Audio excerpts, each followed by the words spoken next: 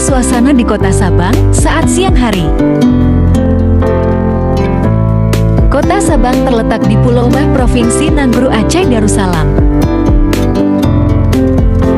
Sabang terkenal dengan destinasi wisata yang sangat indah.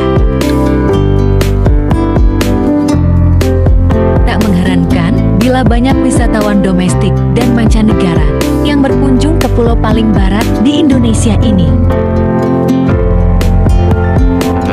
Saat ini, kami lagi berada di Teluk Sabang. Terlihat pemandangannya sangat menakjubkan.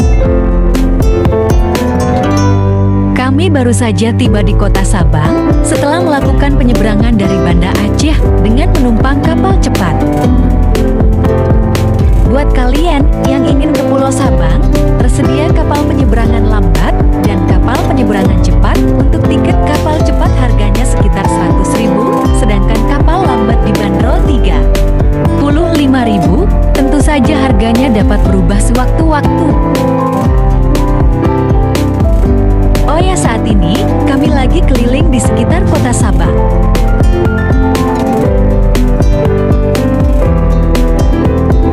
Rencananya besok, kami akan berkunjung ke sejumlah destinasi wisata yang ada di Pulau Sabang seperti titik nol